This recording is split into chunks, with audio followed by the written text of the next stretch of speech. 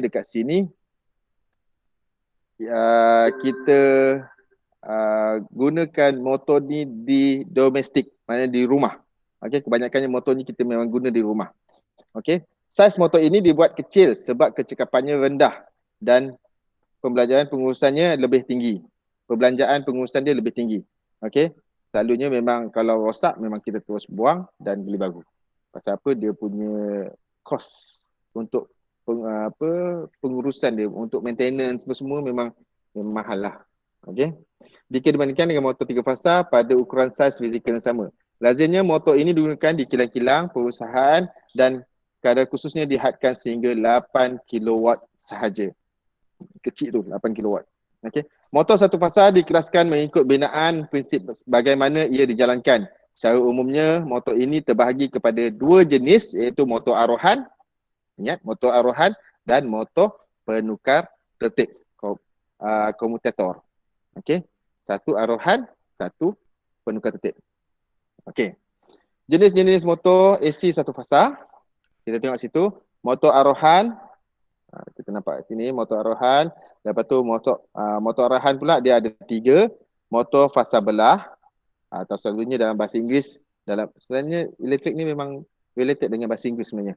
Split phase motor. Okey. Yang kedua, motor pemula pemuat. Kapasitor start motor. Lagi senang. Kita sebut kapasitor start motor. Okey, daripada motor pemula pemuat. Dia agak janggal dia punya lengkok bahasa tu. Okey, motor kutub terteduh.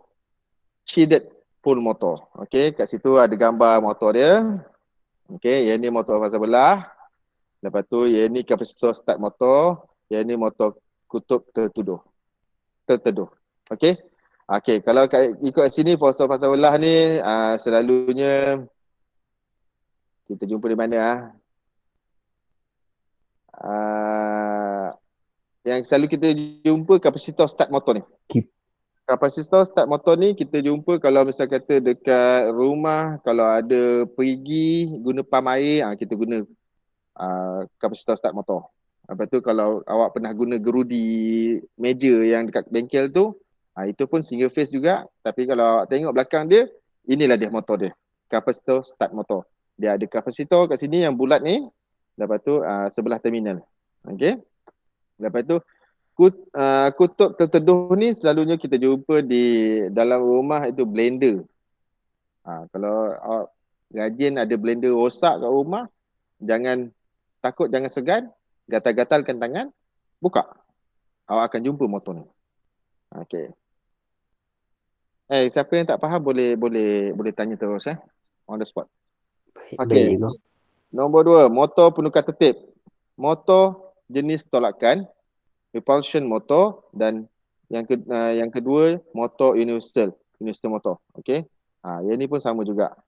Ini selalunya ni yang universal motor ni gerudi. Okey, gerudi handwheel yang besar tu. Okey, ciri-ciri motor satu fasa. Okey, motor fasa belah mula rintangan. Digunakan selalunya adalah pam air. Daya kilasnya rendah semasa permulaan dan kendalian. Arusnya rendah, kuasanya pun rendah. Okey, motor fasa belah pemuat tetap, iaitu kipas angin. Okey, pemuat tetap ni kipas angin shilling rasanya, kalau tak salah. Dua-dua kipas angin. Dia guna motor fasa belah pemuat tetap. Okey, rendah semasa permulaan dan kendalian. Daya kilas dia, arus dia rendah, kuasa dia pun rendah. Motor fasa belah mula pemuat, mesin parut kelapa. Okey. Daya kilas dia tinggi semasa permulaan dan malar. Okey, malar ni dia tinggi, lepas tu dia turun balik, dia ikut graf dia.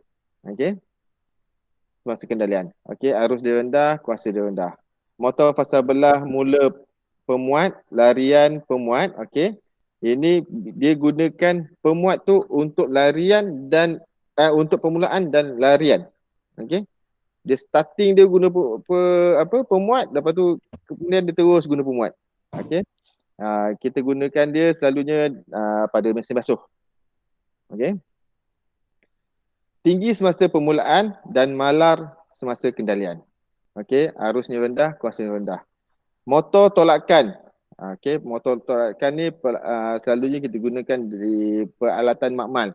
Peralatan makmal contohnya ini cakap peralatan makmal. Dia makmal apa yang dia pakai? Motor tolakan. Selalunya macam motor ni lah, macam motor yang kalau kita tengok dekat bengkel belakang bahagian kawalan motor tu kan ada motor-motor warna oranye tu, itu motor tolakan. Okey. Daya kilas dia tinggi semasa permulaan dan semasa kendalian. Maknanya tinggi, dua-dua tinggi. Okey, tapi arus dia rendah, kuasanya rendah. Motor siri. Motor siri ni memang awak susah nak jumpa kalau digunakan di crane. Maknanya kalau orang angkat barang daripada ground floor pergi ke tingkat 5 lebih kurang macam tu je. Dia tak boleh tinggi sangat. Okey. Dia gunakan motor siri. Okey. Untuk crane angkat barang. Okey. Ataupun tapi kalau lift tu dia tak guna dah motor single phase ni, dia pakai 3 phase motor. Okey. Dia selalunya memang benda-benda motor yang digunakan untuk angkat-angkat barang ringan je. Okey. Daya kilas ni kalau awak nak tahu dia punya starting dia. Okey, daya kilas. Bila flux magnet yang saya ceritakan tadi tu, flux magnet tu dapat bekalan, elektromagnet tu dapat bekalan, dia akan memutarkan dia punya aci, rotor. Okey, dalam tu.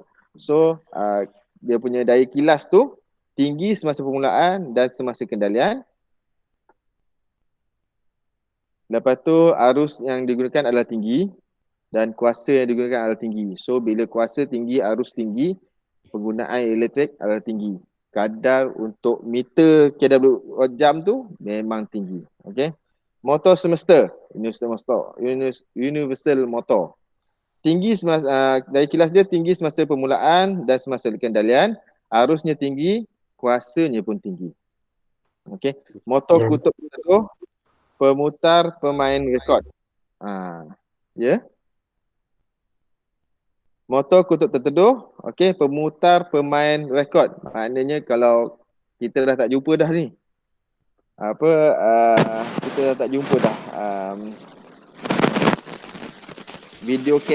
radio kaset, radio yang ada kaset, lepas tu CD pun kita dah jarang dah jumpa.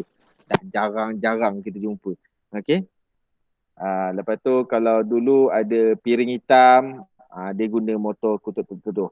Okey, dia punya daya kilas rendah semasa permulaan dan kendalian, arusnya rendah, kuasanya pun rendah. Okey, dan ke-9, motor segerak.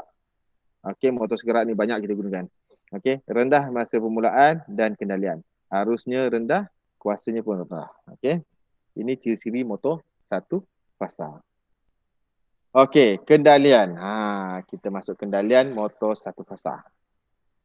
Okey, asasnya motor elektrik menukarkan tenaga elektrik kepada mekanikal. Okey. Tenaga elektrik menukarkan tenaga elektrik kepada tenaga mekanikal yang berbentuk putaran. Okey, motor mesti berputar. Motor bergerak. Okey. Motor pada asasnya berkendali berdasarkan kepada prinsip magnet. Okey. So magnet adalah segala-galanya, ibu kepada elektrik sebenarnya. Okey, kita nak hasilkan elektrik pun gunakan magnet, kita nak menggerakkan something pun guna magnet. Okey. Putaran motor yang dihasilkan adalah berdasarkan kepada tindak balas medan magnet. Okey, hukum medan magnet yang digunakan adalah kutub yang sama akan menolak antara satu sama lain, manakala kutub yang berlainan akan menarik. Okey, kalau misal kata kita guna, tengok sini. Oh, mana? Mana sini? Oh, sini.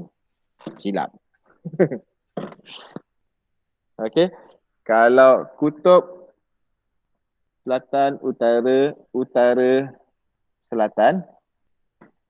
Okey, kalau macam ni dia akan menolak antara satu sama lain. Ini awak dah belajar pada tingkatan 2 kalau tak salah saya, magnet. Tajuk magnet dalam sains. Okey. Lepas tu Kalau ni dia akan menolak. Kalau selatan dengan selatan pun dia akan menolak antara satu sama lain. Okey. Ini faktor alam. Hukum alam. Lelaki sama lelaki memang tak boleh kahwin. Okey. So lelaki mesti dengan perempuan. Okey. So yang betulnya utara selatan. Yang ni baru dia menarik antara satu sama lain. Okey. Itu pasal lah LGBT diharamkan. Okey, jangan join LGBT. Okey. So benda ni memang basic dan awak dah belajar asal dulu daripada tingkatan 2 awak dah belajar dah. Kalau tak salah saya lah. Zaman saya dulu tingkatan 3 baru belajar. Zaman awak lebih advance. Macam anak saya pun kalau hari tu ada subjek pendidikan seni, saya belajar mencanting batik, buat corak batik pada kertas lukisan atau pada kain semasa saya tingkatan 3. Tapi budak darjah 1 dah belajar tahu sekarang ni. Saya pun, hebatnya dia orang. Memang tak terkejar. Okey. Silap lepas rasanya dalam 5-6 tahun lepas ni saya tak tahu darjah 1 belajar apa. Pasal apa yang saya belajar tingkatan 3, budak darjah 1 dah belajar sekarang. Okey. Okey, yang kelima. Bagi sebuah motor bahagian yang asas dan penting perlu ada medan magnet dan angkir. Okey. Medan magnet ni kita selalunya buatkan bahagian badan atau yoke atau bingkai, diletak bahagian bingkai, dan angkir yang berpusing kat dalam. Okey. Medan magnet wujud antara kutub utara dan kutub selatan pada magnet kekal. Okey, kita tengok kat sini, ini magnet kekal biasa. Ini selatan dengan selatan. Sebenarnya ini dalam keadaan menolak antara satu sama lain. Okey. Okey, fasa pergerakan motor. Ni yang saya kata hari tu, bila angkir ni bergerak. Okey, ni dia punya pengalih dia. Okey, yang ni kutub utara selatan dia akan menolak apa semua. Okey, ini kita hari tu dah bagi bagi gambaran sikit. So yang ni baru yang betul-betulnya. Okey, fasa pergerakan motor nombor 1, kutub utara angkir ditolak oleh kutub utara medan magnet. Okey, manakala kutub selatan angkir ditolak oleh kutub selatan medan magnet, maka putaran suku, okey, suku baru dihasilkan pada angkir ataupun sebanyak 90 darjah pusingan.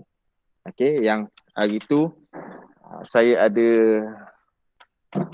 tulis, kalau perasan saya ada lukis gambar graf yang ni.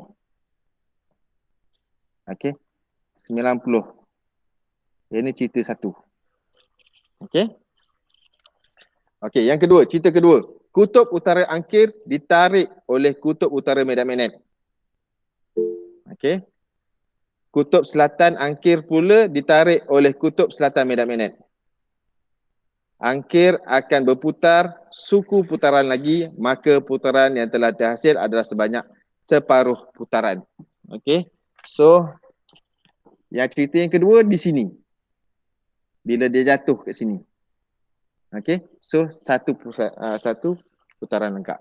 Baru setengah putaran. Okey. Yang ketiga, bahagian penukar tertib berputar sama dengan angkir. Okey, bahagian B yang ni menyentuh berus karbon A, manakala bahagian A pula menyentuh berus karbon B. Arah pengaliran arus melalui dari bahagian B dan keluar ke bahagian A. Arah pengaliran arus adalah berlawanan pada angkir kerana switching action. Okey, pertukaran. Oleh penukar tertib, penterbalikan arus menyebabkan penukaran polariti pada bahagian angkir. Polariti ni adalah kutub. Utara, selatan, semua tu. Okay. So, bila switching action, dia akan mula nak pergi sini. Mula nak ke bawah. Okay. Berdasarkan kepada prinsip magnet, kutub yang sama akan menolak satu sama lain, manakala kutub yang berlainan akan menarik, maka angkir akan berpusing suku lagi putaran. Okey, so dia nak turun ke sini, so dia akan pusing ke sini pula. Okey, ini cerita ini cerita 3, tiga, yang ni cerita 4. Okey,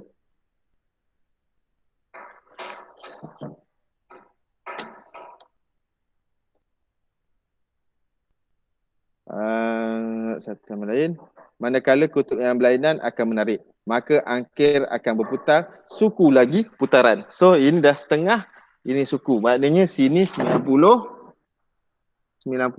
ni 180, ini dah jadi 270 darjah pusingan. Okey, okey. Pada keadaan ini, kutub yang sama akan menolak antara satu sama lain, maka angkir akan berputar lagi suku putaran terakhir, melengkapkan satu putaran penuh. Okey. Penukar tertib dan berus karbon berada pada kedudukan keadaan asal dan akan menyebabkan arus berkeadaan songsang pada angkir semula. Angkir berputar berterusan dengan proses penolakan dan penarikan arus. Arus akan berkeadaan songsang pada setiap satu setengah putaran oleh penukar tertib. Penukar tertib ni tugas dia, yang ni utara, dia tukar jadi selatan. Itu je. Okey. So cerita yang kelima, dia balik ke sini balik. Okey. So sini genap 360 darjah. So kalau ikut motor ni, dia akan sampai kita off. Okey, bila kita on, dia akan bergerak ikut graf ni, ikut yang apa cerita yang sini tadi, dia akan terus sampai kita offkan switch. Okey, dapat? Boleh?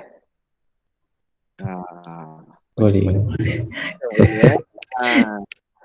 Pasal apa? Kalau motor ni memang kalau ikut kawalan untuk amali dia memang seronok.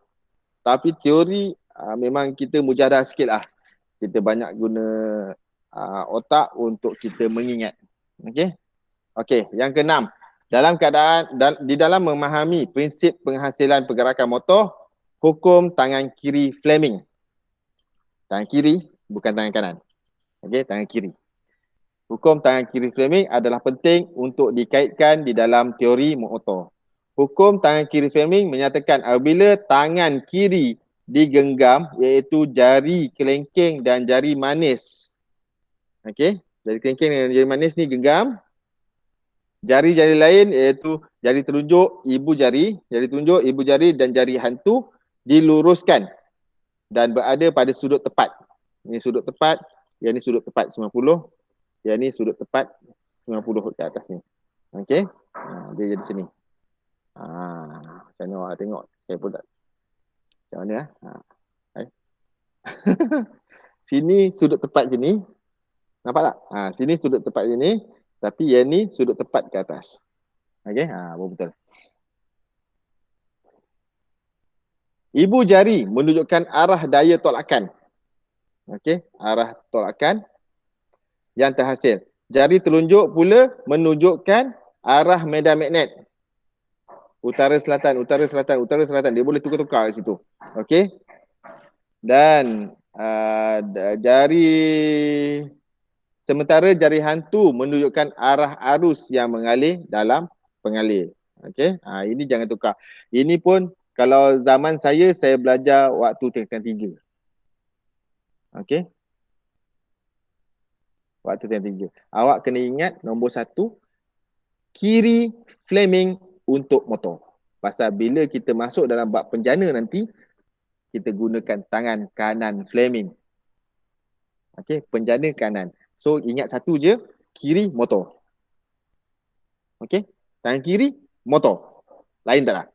Okey, nanti awak akan confuse. Tangan kanan ke tangan kiri motor penjana? So ingat satu je. Kiri motor. Okey. Okey, ni gambar rajah tunjukkan untuk hukum tangan kiri Fleming. Okey. Okey, yang ke-7. Konduktor yang membawa arus. Konduktor ni pengalih bukan konduktor bas. Bas pun tak payah konduktor dah.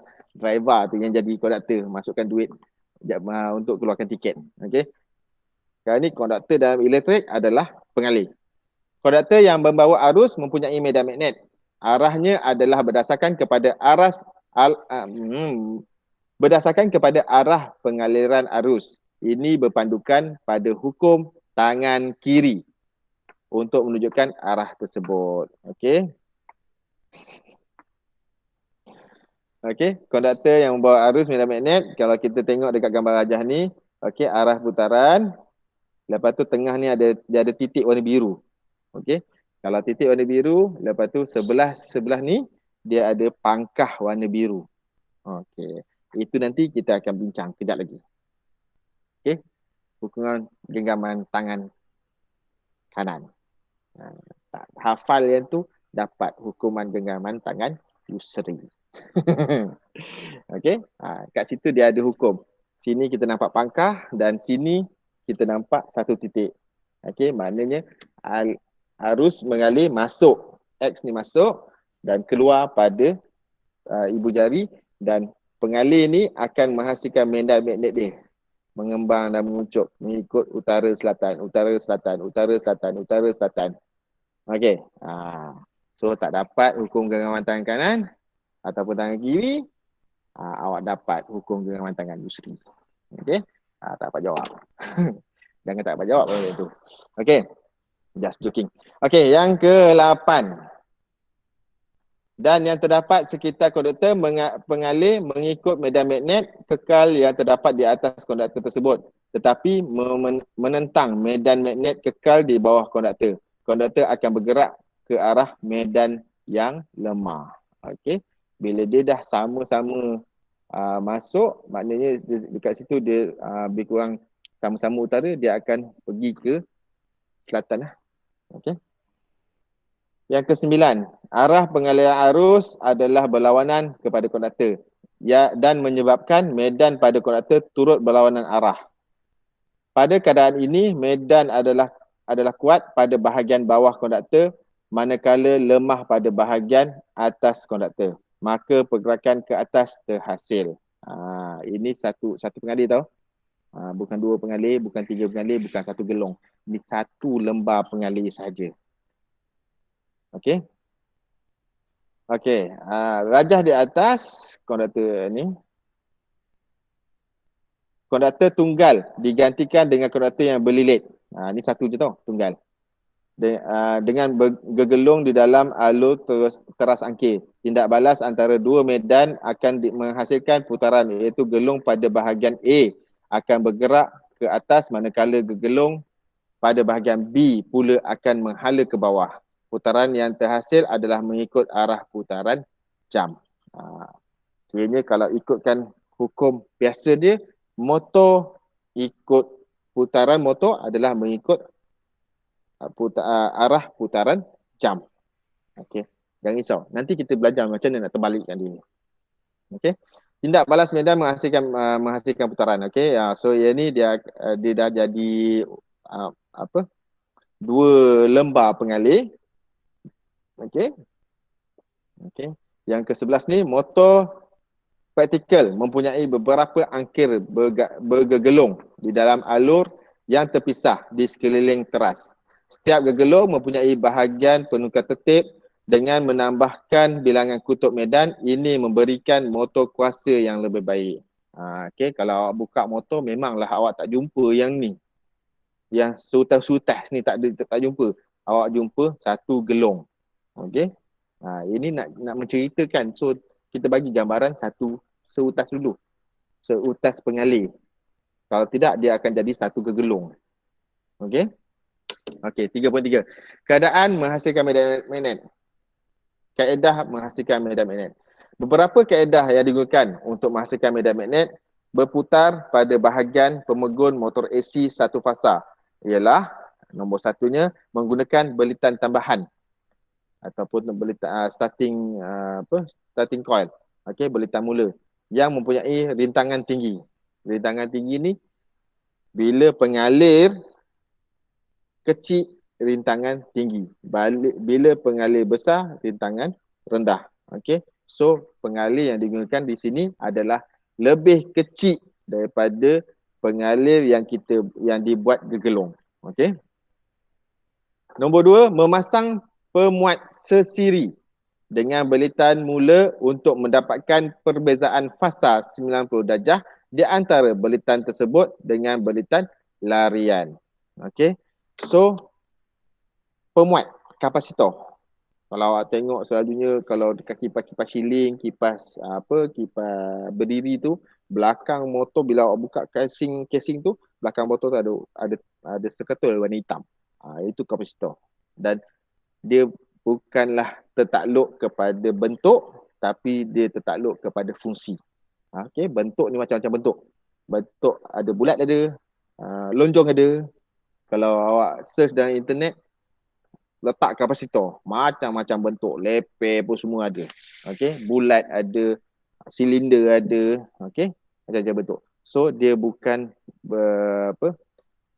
tertakluk pada bentuk, tapi dia tertakluk pada fungsi. Fungsi dia adalah pemuat adalah cas dan membuang cas, menyah cas arus. Okey, itu kemahiran dalam mata pelajaran kemahiran hidup tingkatan 2 waktu saya dulu belajar. Okey, maknanya waktu awak dah advance dah mungkin darjah 5 dah belajar dah kapasitor tu. Okey, yang buat lampu flip flop yang klip-klip tu. Projek tu masih ada tapi saya tak ingat dah untuk awak ni pada darjah berapa saya tak tahu. Okey. Okey, yang ketiga memasang gelang teduh pada teras kutub. Okey, yang keempat menggunakan pemutar yang berlilit dan dilengkapi dengan penukar tertib untuk membolehkan perubahan perbezaan fasa. Okey. Dia letak pula satu pemutar yang berlilit dan dilengkapi dengan penukar tertib. Penukar berlilit ni dalam bikin pun yang tak ada kot. Nak tunjukkan kat awak. Okey. 34. Fungsi belitan mula dan belitan lari. Okey, belitan mula lain, belitan lari lain. Fungsi belitan mula dan belitan lari dalam motor arus alternating current AC ni Okey. Simbol AC adalah untuk alternating current. Maknanya ulang alik. Okey, ulang alik. Okey. Kalau dalam bahasa Melayu AU, arus ulang alik. Okey, tapi dalam bahasa Inggeris AC, alternating current. Okey. Fungsi belitan mula dan belitan larian dalam motor AC satu fasa jenis aruhan fasa belah adalah untuk mewujudkan medan magnet yang sentiasa berubah-ubah kutub utara dan selatannya. Okey. Perubahan medan magnet ini akan menghasilkan satu kedudukan medan magnet yang seolah-olah berputar. Okey, kalau awak ada search dalam internet, ada satu laman web tu, dia badan motor, lepas tu dia letakkan, dia onkan badan motor, lepas tu dia letak bearing. Bearing tu akan berputar ikut dalam tu.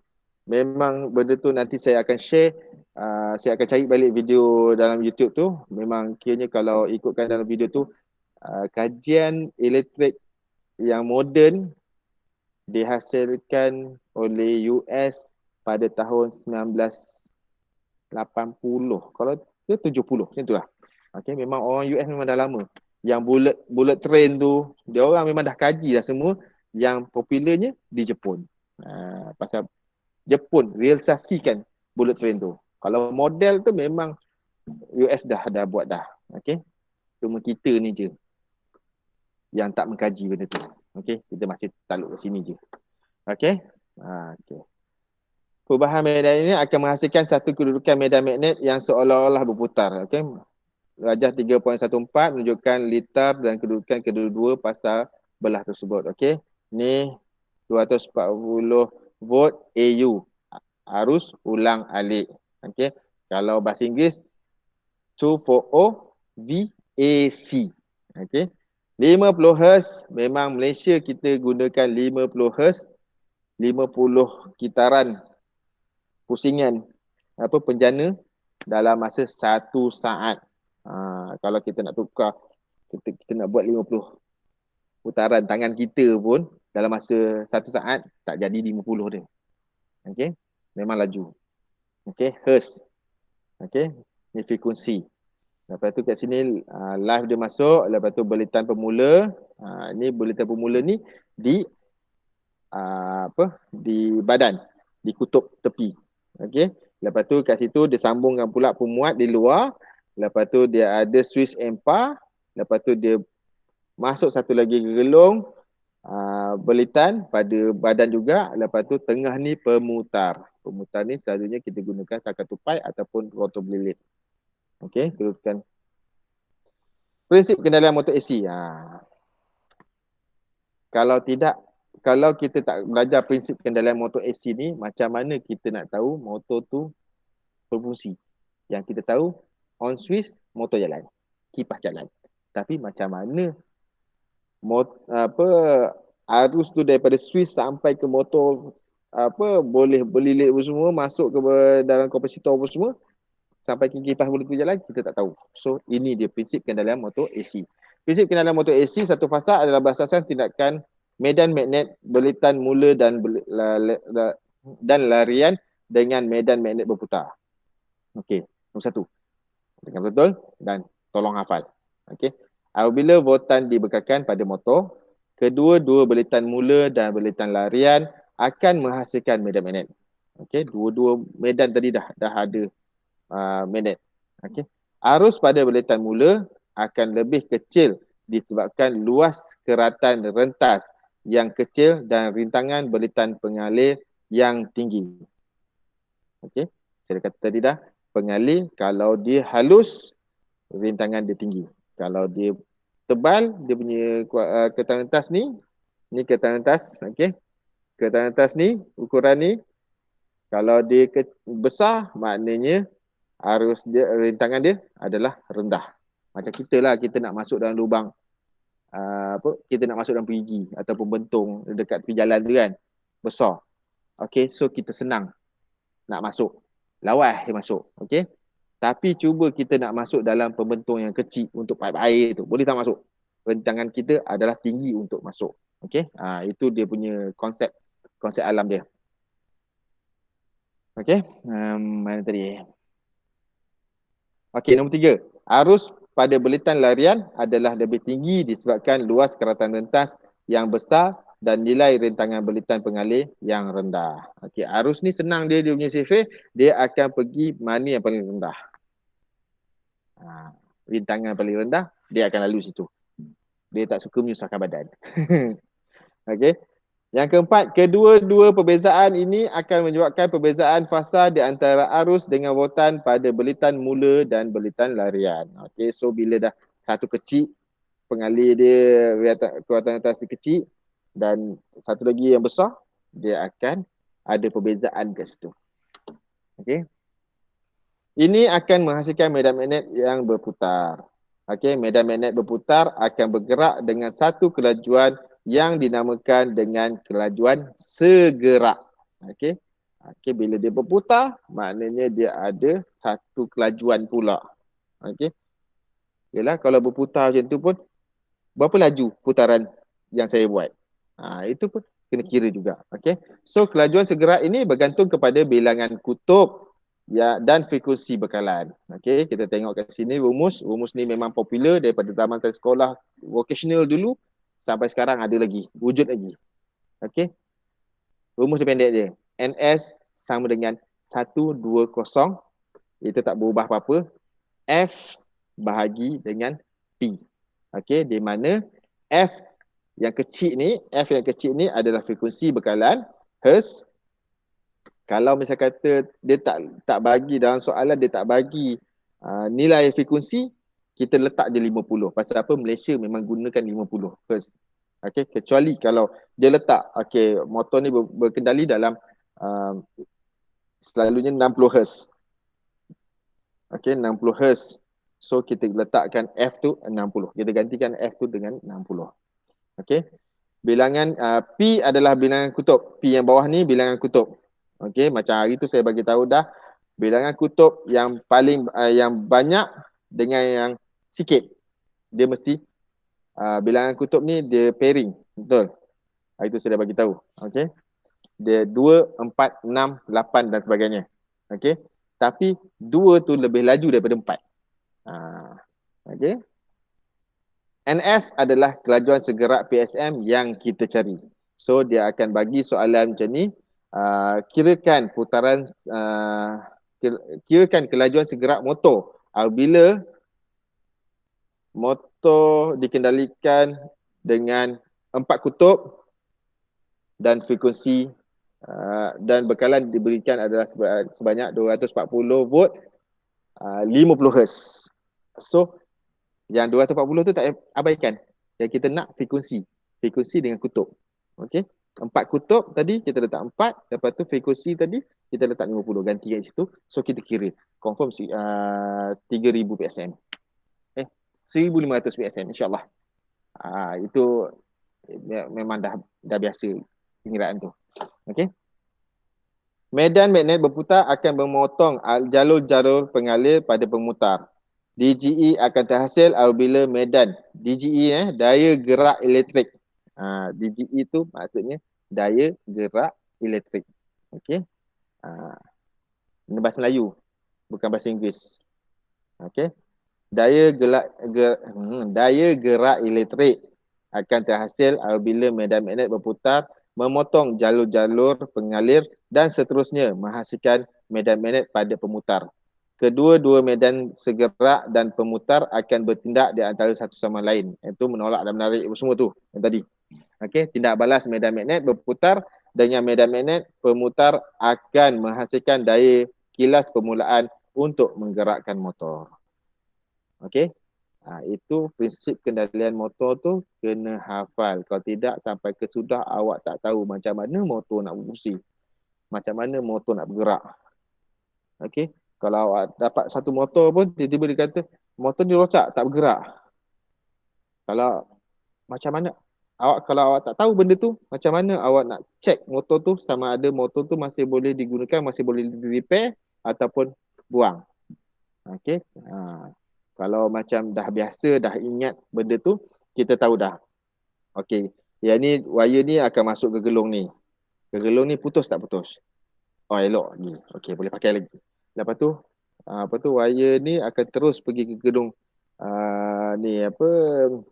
running. Putus tak putus? Tak putus. Okey. Sekarang ni coil dia betul. Elok dah. Apa yang tak betul? Okey, tak apa, kita buka. Kita tengok kapasitor. Betul tak betul? Dia kabel kita ukur tu ada tak dia punya pulse untuk naik? Kita mesti charge dulu, lepas tu kita terbalikkan kita punya prop, kita discharge. Ada tak dia punya tindak balas? Ni discharge dia. Tengok elok. Kenapa? So kita dulu buka dan tengok dia punya boost carbon. Baru kita tahu macam mana kita nak repair motor. Kalau tidak, buang begitu saja. Okey, jujur saya pernah dapat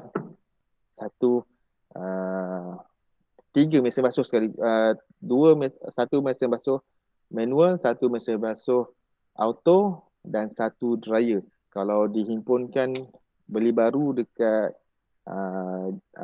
Code mount ke, harga lebih kurang 3,000. Dia kata rosak. Okey, tak apa, saya bawa balik, saya repair, saya punya modal RM12 saja untuk ketiga-tiga mesin tersebut. Okey. Pasal bila saya check, oh ini je, okey, buat. Elok, siap satu. Elok, siap dua. Saya cuma modal saya, bearing saja, bearing berharga RM12. Okey. So, saya dapat barang 3,000 dengan membelanjakan hanya RM12. Okey. So, kita elektrik ni, kita kena berani untuk repair barang. Bukan takat ada orang kata nak jadi tikus tu. Tikus baiki labu. Tak. Bila kita buka, kita tahu apa benda. Kalau kita tak buka, kita takkan tahu apa-apa. Okey. So kalau misal kata bukanlah awak nak rosakkan barang dekat rumah awak, tapi kalau misal kata barang kat rumah awak tu rosak, yang berkaitan dengan elektrik, rosak, boleh hello saya, cuba tanya. Kita cuba buat. Okey. Untuk jimat awak juga. Kalau tidak, kenapa? Untuk apa awak belajar elektrik? Okey. utamanya motor dalam bab ni. Okey. So, kita buka bab baru, binaan asas motor.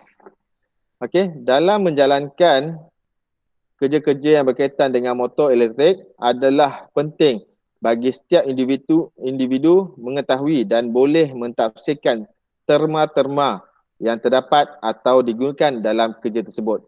Pada sebarang alatan elektrik pun terdapat spesifikasi yang telah ditetapkan oleh pengeluar begitu juga dengan motor elektrik. Macam awak buat amali itu kan. Apa ni barang ni? T check box junction. Okey, T, benda tu T, dia simpan 3. Check, ada lubang. Okey, boleh periksa dalam tu. Box, benda tu dalam keadaan kotak. Junction, simpang. Okey, T junction. T junction dia solid. Okey, dia tak boleh kita nak ada ruang untuk kita periksa. Elbow contohnya. So barang-barang elektrik, barang-barang yang dicipta untuk penggunaan elektrik ni kebanyakannya dia ada nama dan spesifikasi dia. Okey, jangan main sebarang-sebarang je. Okey, pada kebiasaan terdapat kalau dalam bab motor ni, pada kebiasaannya terdapat sekeping plat logam yang dilekatkan pada motor yang mengandungi data ciri-ciri elektrik bagi menjadi rujukan kepada pekerja yang terlibat dengan kerja-kerja pemasangan motor elektrik. Spesifikasi data elektrik tersebut amat penting dalam kerja-kerja pemasangan bagi menentukan saiz conduit, wire dan jenis perlindungan yang sesuai untuk diaplikasikan. Okey. Oh, dah sejam lah kita online. Tapi kita ambil lebih sikit lah pasal tadi pun kita lambat lewat sikit kan. Okey. Boleh. Okey, 4.2 motor elektrik. Dalam menjalankan kerja-kerja yang berkaitan dengan motor elektrik adalah penting bagi setiap individu mengetahui dan boleh mentafsirkan terma-terma yang terdapat atau digunakan dalam kerja tersebut. Pada sebarang alatan elektrik pun terdapat spesifikasi yang telah ditetapkan oleh pengeluar, begitu juga dengan motor elektrik. Pada kebiasaannya terdapat sekeping plat logam. Okey, kalau tengok sini plat logam ni. Okey. Terdapat sekeping plat logam yang dilekatkan pada motor yang mengandungi data ciri-ciri elektrik bagi menjadi rujukan kepada pekerja yang terlibat dengan kerja-kerja pemasangan motor elektrik. Spesifikasi data elektrik tersebut amat penting dalam kerja-kerja pemasangan bagi menentukan saiz conduit, wire dan jenis perlindungan yang sesuai untuk diaplikasikan. Okey, untuk digunakan. Okey, ni contoh motor. Okey, yang dikatakan spesifikasi motor tadi ni plate logam ni. Okey. Dia punya nama, IC dia. Kalau awak IC lah. Okey. Okey, kita tengok. Plat nama motor. Plat nama motor akan memberi maklumat yang penting mengenai pemilihan dan pemasangan motor. Data-data yang terdapat dalam plat motor akan memberi penerangan mengenai ciri-ciri elektrik yang terdapat pada motor. Dari maklumat ini, para juruteknik dan dapat menentukan saiz conduit, wire dan jenis perlindungan yang patut dipasang. Okey, data-data reka bentuk dan perakuan performance yang terdapat dalam plat nama sangat penting untuk kaki tangan senggaraan. Okey, kalau awak dah keluar besok, awak jadi maintenance, memang motor rosak, awak tengok dulu plate. Memang confirm ni lah. Pasal saya pernah jadi maintenance. Okey. Kenju Ken Factory dekat Alam Megah, Selangor. Okey. Jika terdapat satu motor yang rosak atau terbakar, dengan mengetahui maklumat ini, mereka dapat menggantikan motor tersebut dengan cepatnya. Okey, Rajah 4.3 menerangkan data-data yang perlu kita fahami. Okey, manufacturer, pembuat, nama pembuat. Okey, manufacturer names. Induction motor, ini jenis dia. Okey, made in Malaysia. Saya pernah jumpa made in Jerman. Kat sini dia tulis Vaujohar. Mana Vaujohar? Dia punya tarikh lahir dia. Serial number, name of reference, noise. Kat sini tak ada.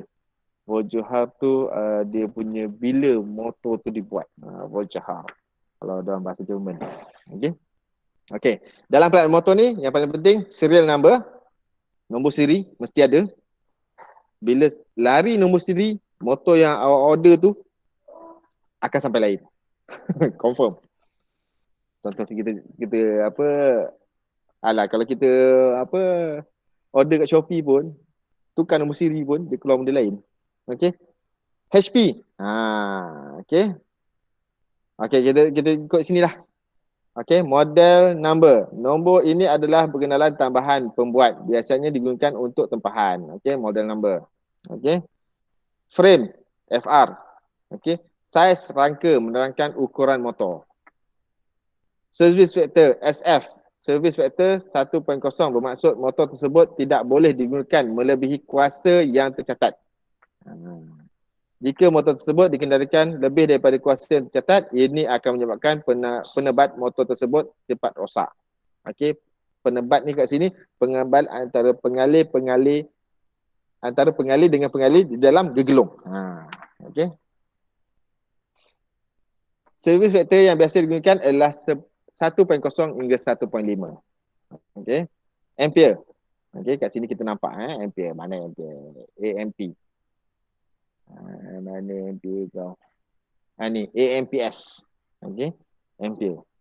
Bermaksud arus yang mengalir dari talian apabila motor berkendali pada voltan dan frekuensi yang tercatat pada beban penuh. Okey. Ia ni ampere ni kalau 240 dekat situ 240, bekalan kita masukkan 240. Kalau 415 untuk 3 fasa motor besar, kita masukkan bekalan 3 fasa. Okey. Volts adalah nilai diukur pada punca motor hendaklah sama nilainya pada motor tersebut. Ni pun sama. Voltan ampere lebih kurang sama. Dia punya cara. Okey. Kalau satu fasa 240 volt, kita masuklah 240 volt. Jangan kita masuk 415 volt punya ni bekalan. Meletup. Okey. Yang keenam, kelas insulation. Okey, penebatan. Kelas penebatan. Kelas penebatan adalah merujuk kepada bahan penebatan yang digunakan dalam lilitan stator motor. Terdapat banyak jenis kelas penebatan dan ianya adalah seperti berikut. Kelas Y. Bukan Y suku. Okey. Kelas Y. Suhu maksimum adalah sampai 90 darjah Celsius. Baiknya orang ni degree C. Kenapa tak degree Celsius terus kat situ? Okey, nak 90 degree ni simbol dia kalau ni awak tengok 90 ni degree. Okey, ini dimaksudkan dengan degree. Lepas tu C. Okey. Sekarang ada juga yang tak dapat benda tu. Okey. Kelas Y, 90 darjah Celsius. Kelas A, bukan A yang paling bagus. Okey. Selalunya A yang paling bagus kan? Ini tak. Dalam motor dia tak bagus. Okey, kelas A suhu maksimum adalah 105 degree. Mana paling maksimum 105 je. Lebih bom. Okey. Yang ketiga kelas C, suhu maksimum adalah 120 darjah Celsius.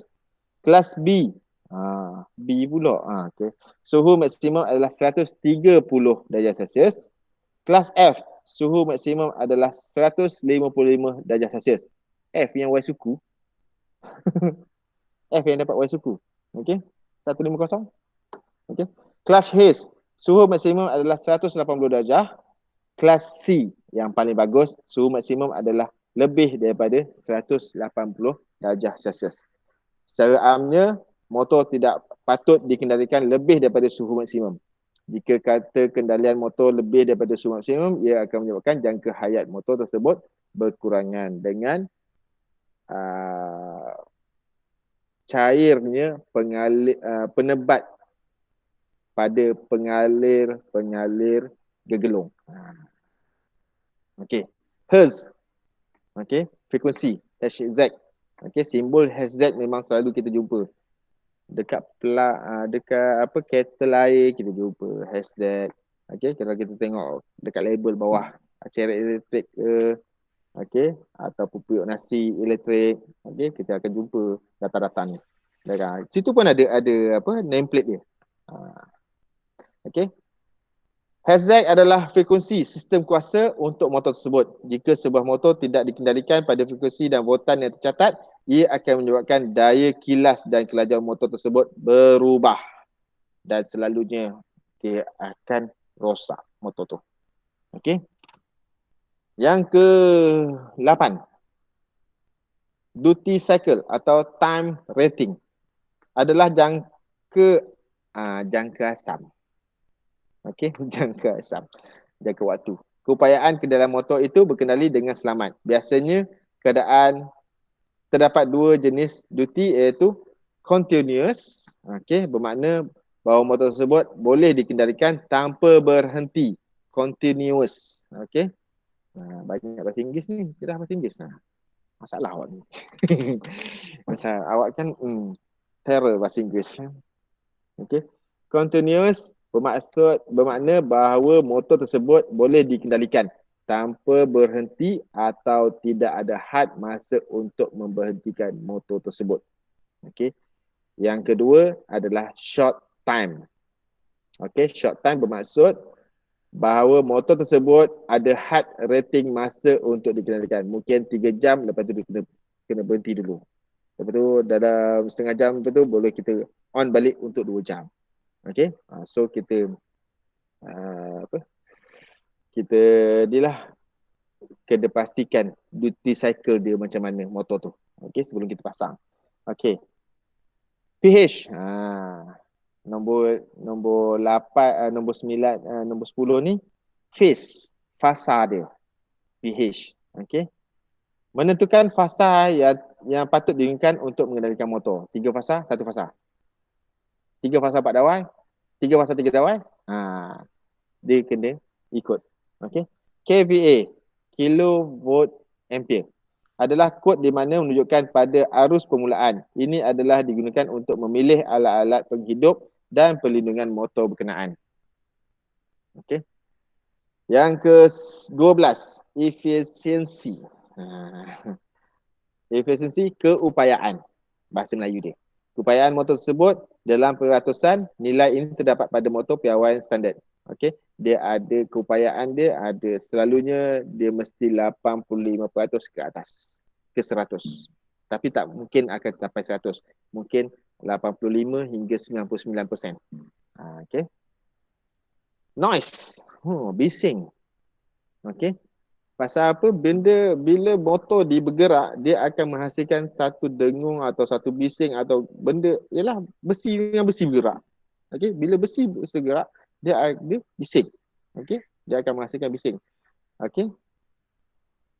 Okey, kita tengok di sini noise ataupun dia punya short form dBA. Setengah motor direka untuk bunyi bising yang rendah. Tahap bunyi yang terdapat pada plat tanda diukur dalam unit dBA.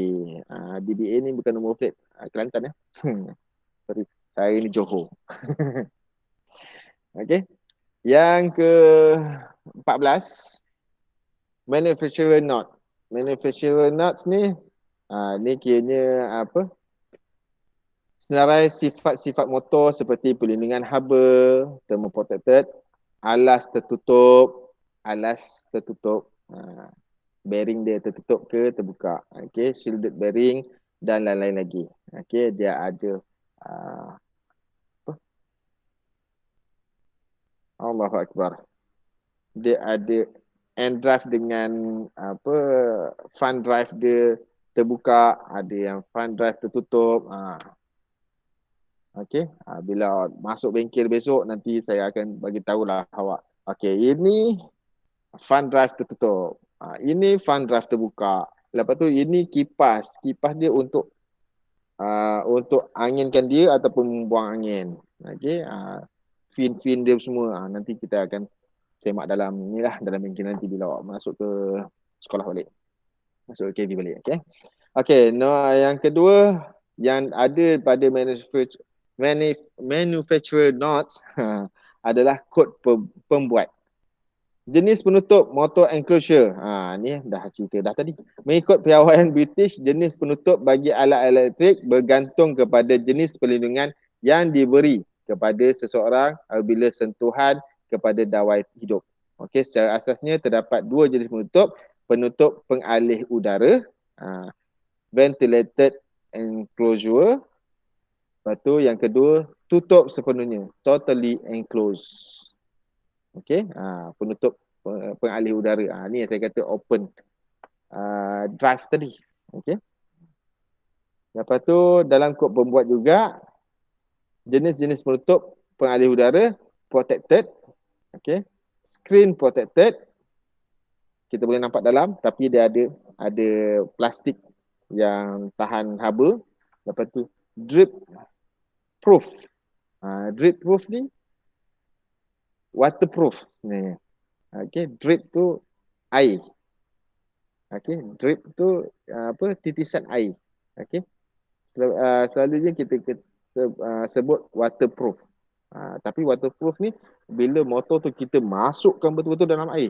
Tapi ini kalau motor atas drip proof. Okey. Dia ada beza kat situ. Waterproof dengan drip proof. Okey. Hose proof. Weather proof. Tahan cuaca. Macam weatherboard. Cat weatherboard. Okey. So motor pun ada juga. Okey. Jenis-jenis penutup sepenuhnya plain totally enclosed motor TE. Okey, totally enclosed TE ni. Totally enclosed fan motor EEC. Atau totally enclosed flame motor FLP. Okey. Dah. Okey, kita stop pukul 3.30 lah. Okey. Kita cuba habiskan yang apa? Cikgu, bateri saya dah tak ada. Bateri dah tak ada, alamak. Tak apa, nanti insya-Allah saya akan upload dalam YouTube lah. Kita cuba. Pasal saya kan. Okay. Saya pun tengah kerja ni. Apa? Kerja apa? Kedai makan. Kedai makan. Tak apa, bagi customer terdengar awak punya ni. Awak punya apa? Tapi saya baca kat yang cikgu bagi kat dalam Google Classroom tu. Alhamdulillah. Itu yang kita nak. Jangan risau, saya mesti baca. Okey. Okey. Kita stop 3.30 nanti. Okey. Kod pembuat, okey, kita dah buat bincang kat sini. Lepas tu kita tengok nombor 5.0 komponen-komponen motor. Pada asasnya semua motor AU terdiri daripada bahagian komponen-komponen berikut. Okey, badan atau frame. Okey. Motor jenis ini biasanya dibuat daripada keluli tuangan. Okey. Cast steel. Keluli tuangan ni dia bukannya besi yang macam kita jumpa besi-besi pagar ni, tak. Dia rapuh tapi kuat. Okey. Yang berbentuk silinder. Okey. Motor jenis sederhana dan besar diperbuat dalam bentuk kotak. Yang ketiga, bahagian dalam badan menempatkan teras pemegun dan lilitan pemegun. Teras pemegun terdiri daripada lapisan-lapisan keluli yang bermutu tinggi. Lapisan-lapisan ini bertebat di antaranya dan bertujuan untuk mengurangkan kesan-kesan arus pusar. Okay. Tudung-tudung motor yang berjaring berfungsi untuk menyekat kemasukan benda asing. Selalunya habuk ataupun bila kipas dia berpusing dari belakang, so dia akan menyedut yang luar ni, yang kipas ni akan menghembus badan dia untuk menyejukkan. Nanti kalau balik ke bengkel nanti, saya akan tunjuk fungsi dia. Kipas tu. Okey. So dia ada fin kat situ, situlah tempat dia nak alirkan haba. Okey, kat situlah angin daripada kipas belakang tu untuk menyejukkan badan motor. Okey, tudung-tudung motor yang berjejaring berfungsi untuk menyekat kemasukan benda asing ke dalam motor dan direka untuk mendapatkan keterangan yang maksimum. Ketegaran yang maksimum. Okey. Pemegun, stator. Okey. Pemegun mempunyai alur-alur yang menempatkan lilitan-lilitan gegelung tembaga. Okey. Pemegun badan, yoke. Okey. Lilitan-lilitan pemegun yang telah siap kemudiannya direndam di dalam varnis sintetik. Okey, ni penebat dia tadi. Varnis sintetik dan dipanaskan untuk membentuk lilitan yang kemas dan tidak terlap habuk serta kelembapan. Okey. Peti punca terdiri daripada bongkah punca bertebat yang ditempatkan dalam peti logam. Ianya ditapakkan ke atas gasket untuk menghalang penyerapan habuk dan kelembapan. Bagi motor-motor besar, penyambung didudukkan di atas basbar penebat dan dijarakkan di antaranya bagi memudahkan penempatan kabel-kabel besar. Hablur silika gel ditempatkan di dalam peti punca motor-motor muatan tinggi. Hablur ini menyerap kelembapan yang terdapat dalam peti punca. Hablur bertukar warna dari biru kepada merah jambu. Okay. Asal dia biru, dia akan jadi tukar merah jambu. Merah jambu tu memang kena servis. Kena lap, kena letak hablur baru. Okay. Pemutar rotor. Pemutar sangkar tupai dalam motor-motor kecil bergantung mengandungi pengalir tembaga atau aluminium yang ditempatkan ke dalam teras pemutar yang berlapisan. Biasanya alur-alur teras pemutar berbentuk pencungan bagi mengurangkan bunyi bising dan pusuan magnetik. Okey. Pusuan magnetik ni kalau ni dia ada kehilangan dia. Kehilangan elektrisiti, kehilangan tembaga, kehilangan besi, okey. Pemutar-pemutar besar mempunyai pengalir-pengalir tembaga atau loyang melalui alur-alur di dalam lapisannya dengan hujungnya dipatri ke gelang hujung. Ia juga membawa kipas yang dipasang berasingan dan alur-alur pengudaraan diadakan di dalam teras pemutar. Kedua-dua permukaan pemutar dan pemegun di mesin halus untuk memastikan celahan udara antara pemutar dan pemegun adalah tepat.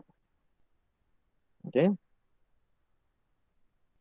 Kedua-dua permukaan pemutar dan pemegun di mesin halus ataupun small motor yang kecil untuk memastikan celahan udara antara pemutar dan pemegun adalah tepat. Okey. Aci dan shaft. Okey, aci dan shaft yang tengah-tengah tu. Okey, aci atau shaft dibuat daripada besi keduli, ketahanan tinggi dan mempunyai kekunci untuk menempatkan pemutar dan kipas. Sasnya bergantung pada pemutar yang dibawa. Alas atau bearing terdiri daripada alas berbola, ball bearing. Okey, awak sebut bearing dekat motor pun ada bearing. Okey. Dah bahasa Melayu dia apa? Alas. Okey. Okey, terdiri daripada alas berbola, ball bearing dan alas roda, sleeve bearing. Awak selalu sebut alas roda ni, sleeve bearing ni awak sebut bearing racing. Bearing racing tu itu adalah alas roda atau sleeve bearing. Di dalam motor-motor kecil dan menggunakan grease, okay, sebagai pelincir. Tangkup alas. Okey, tangkup alas dibuat daripada besi tuangan memegang dan melindungi alas di dalam kandungan alas dari habuk. Okey, dia punya badan bingkai atas. Okey, ataupun tepi ada. Palam pelepas grease ditempatkan di bawah tangkup bearing untuk membenarkan bekalan grease yang cukup. Okey, ni selalunya motor-motor besar dia gunakan nipple. Okey, palam pelepas grease. Di nipple, dalam nipple akhirnya kita masukkan grease pump tu pada nipple, kita pump, grease akan masuk terus dalam bahagian galas. Okey. Alas journal lazimnya terdapat pada motor-motor jenis besar. Motor-motor kecil tak ada. Dalam blender pun tak ada. Mesin basuh ada. Okey. Gear. Okey. Kemudian gear tujuan untuk menghasilkan kelajuan yang rendah atau yang dikehendaki dengan tidak berubahnya daya kilas bagi motor tersebut. Okey. Gear ni kalau awak tengok motor sebiji, dia motor sebiji, lepas tu dia pasang lagi satu barang. Okey, untuk gear. Motor ni berjalan macam biasa laju. Tapi yang ni dia keluarkan pergerakan yang perlahan. Okey, selalu kat gear dia ada twirl, satu twirl kita boleh laraskan dia Kalau motor-motor lama dia letak gambar arnab dengan kura-kura. Mana arnab tu laju, kura-kura tu perlahan. Okey. Okey, kat sini komponen-komponen asas motor. Okey, kita tengok spring berberus, okey. Berberus memegang berberus yang hitam ni, berberus ni adalah bush carbon. Okey, pemegang berberus, okey, pemegang berberus carbon. Lepas tu ni ada commutator, yang ni ada armature ni adalah aci stator, okey. Yang tengah ni aci, yang ni bingkai, yoke. Okey, bahasa Inggeris dia yoke. Okey. Yang ni skru kutub medan, okey, kita nak laraskan kita punya kutub medan. Lepas tu ni gegelung medan. Ini kalau motor macam ni dia ada 2 kutub. Kalau ada 4 kutub maknanya ada 4 lah. Okey. Lepas tu ni medan kutub. Medan kutub ni gegelung, ni medan dia. Okey. So medan ni gegelung ni dia masuk dekat medan ni. So dia plug in macam tu.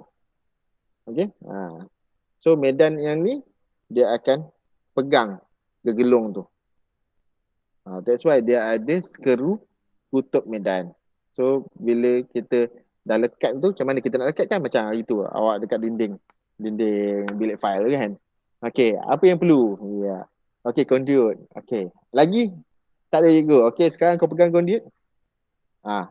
Pegang, potong tangan kan, tinggalkan. So macam tu juga medan kutub dengan gegelung medan. Okey, dia perlukan skru kutub medan. Okey, ini komponen asas motor. Okey, ini dia punya yang lebih nampak jelas lah. Okey, so insyaAllah dah 15.30 3.30 dah. Saya rasa tepu dah kot awak ni. Kan? Dah tepu belum? Okey, saya rasa masih kuat cikgu, masih kuat. Alhamdulillah. Masih strong. Oh ya. Okey, tak. Ada orang buat live. Ya ke? Wah. Bagus. Terbaik. Tak, yo. Nasi combo cikgu sedap. Nasi combo. Awak dah tak ada mana dapat. Okey, saya gantung kelas saya pada faktor pemilihan motor. Okey? InsyaAllah nanti. Bye-bye. Akan datang. Okay, InsyaAllah jaga diri baik. Jangan stay at home. Stay safe. Okey? Baik cikgu. Assalamualaikum. Assalamualaikum cikgu. Terima kasih. Keluar Terima baris. kasih cikgu. Sama 13. Keluar baris. Keluar baris Alright. Thank you. Baik cikgu. Okay. Baik cikgu. Waalaikumsalam warahmatullahi.